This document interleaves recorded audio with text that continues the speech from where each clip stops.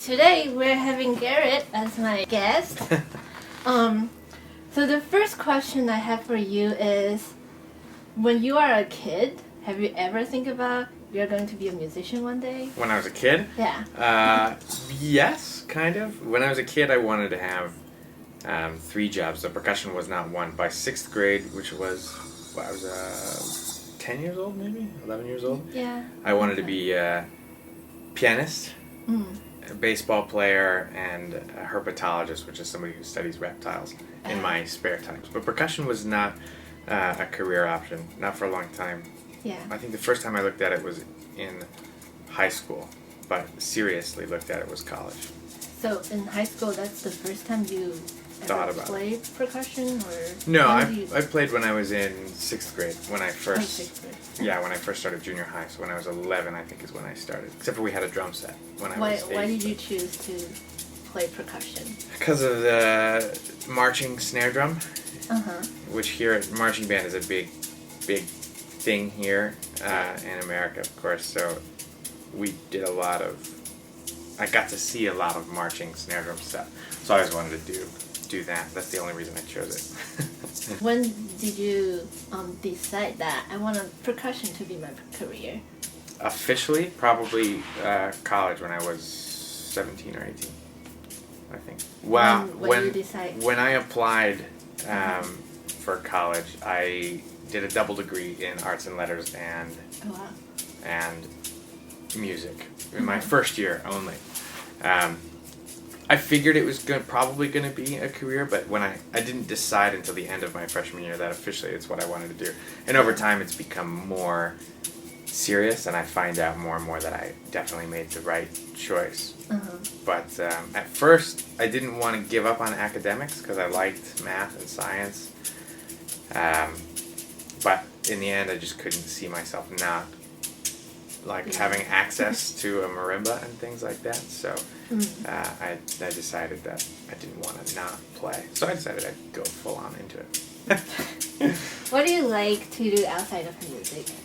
That's a good question. I would like to do more exercise, but a certain kind of exercise. Have you heard of Ninja Warrior? Like the Ninja Warrior competitions? I want to find a Ninja Warrior gym and do obstacles, that kind of exercise. I think that'd be fun. Outside of music, though, right now, I would say I watch a lot of movies or TV shows. Who is your percussion idol, hero, or the percussionist you like the most? Well, I've always liked Bob van Sice. He's pretty awesome. I like his career. I like what he does, and he's fairly passionate about it. I wouldn't say... Yeah, I guess that's it. Another person, David Skidmore, I really like. Do you know who David Skidmore is? No. From Third Coast Percussion? Oh, yes. He's awesome. He was my teacher at Peabody, and I really like him as well. Do you always feel comfortable playing on the stage? Now? Yeah. Well, yeah. Yes and no. So, I do. I used to be a little shyer on stage. I always liked being on stage, but I used to get way more nervous. Like when I started playing piano, my leg would always shake before I started, my feet on the pedal and everything like that, and I'd be shaking. So I used to get really nervous. I don't quite get so nervous, but there are times when, we're less prepared. Right. Not just Mari and I, in life. I'm just not quite ready to do something, which goes both ways. Not always comfortable doing that, but I've learned that happens, and I've learned how to make myself more comfortable in those situations, and just play music with less time a lot of times. So I'd say nowadays, yeah, I'm generally always comfortable on stage now. Yeah, it's been a huge attitude shift over the last 3 years, I think, for me. Can you talk about how you overcome this period of struggling? Yeah, this is technically it would be a long conversation. But the process, I mean, trying to, when I was a student, my goal, everybody's goal always is to do your best, right? To not only do your best, but do as well as anyone or you can do. Not do your best as in oh, that was as good as I can do, but you want to be the best. Like, that's always our goal. Learn all the notes, play all the notes right on a recital, do everything perfectly as you planned. And that puts a lot of pressure on yourself. And I used to be this way all the time. Like, I did not like missing notes. I hated messing up. At some point, the shortest way to talk about this shift is at some point I realized that wasn't so important. Like, to an audience, if you go and nail all the right notes, they're not going to know, they may know, but they're not necessarily, that split second where you miss a note or screw up a passage is literally, in a 9-minute piece, to them is a split second. It's so small. And if we dwell on it while we're performing, it feels long, and you mess up more. And you get nervous, and you're not happy with your performance for that one mistake, which is a good level of integrity to have. But when you're performing, it's not about you. It's about the music and the audience's experience. So starting to realize that over the past couple years, I've gotten more and more comfortable. My goal hasn't been to play perfectly on stage, though it is. Of course, hit as many right notes as possible and et cetera, do as best as you can means to present for the audience as well as possible, not to... It's never going to go the way you think it's going to go. Even if it's perfect, it's different every time. So even if you hit all the right notes, one might be a little later. Like, it's just not going to be the same performance ever. So starting to understand that, and then it's about the audience experience, that one time they get to hear the piece in that setting, that has shifted my focus and made me very comfortable on stage. I'm doing it for them, not for me anymore. I know that students here from MSU really like to have lessons with you. They feel like they got a lot of feedback and they feel like they got more motivation to do works. Can you talk about... With me specifically? Yeah. Oh, wow. That's nice. Yeah, can you talk about what do you think about when you are teaching a student, like just a one-time student or like teaching a master class? What kind of aspect you focus on? Yeah, that's a tough question. It's something...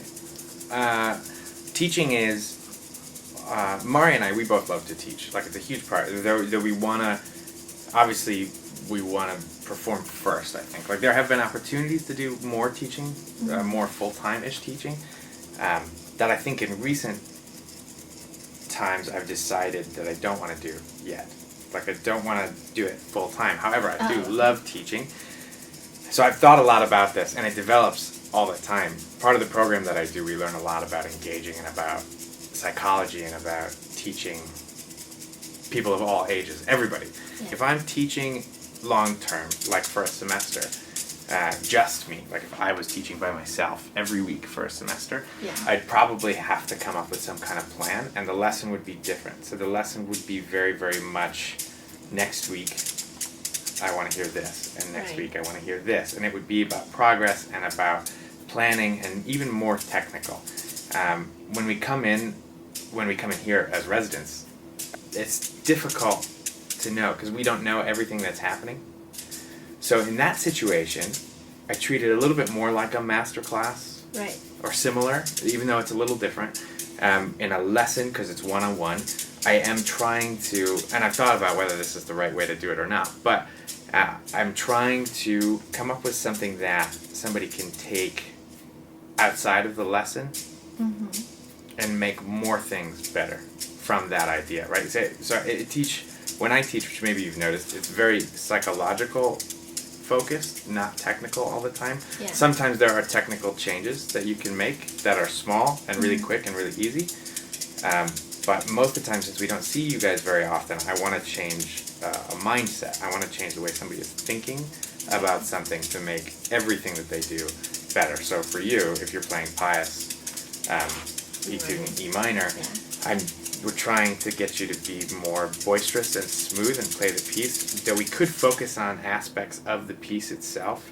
But since I only see you once a month, I figure I want to make you generally change something. It's something that I would do in a master class, which is much easier. I prefer guest teaching, where you come once or something and you you give somebody an experience that they haven't had. You're new, right? Yeah. You get to talk about something that maybe they haven't heard, or from your perspective, or change a big aspect, like a long-term aspect. You have one lesson to change their life. In a master class, it's that kind of setting, except for a master class, and this is something I got from Bob, because Bob is fantastic at this, but in a group setting, one person is playing. Instead of teaching that person in front of everybody, there's a big focus for me, and it's a big part of ACJW, my program that I'm in New York, but the big focus is engagement. Like, how many people in the room can I have focused and doing something in addition to teaching this person? So how can I use what this person's doing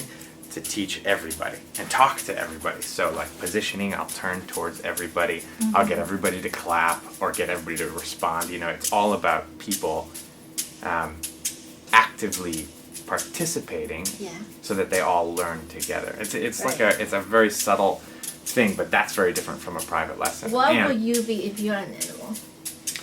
Oh, I asked Mari this question. I didn't ask myself. What would I be if I were an animal?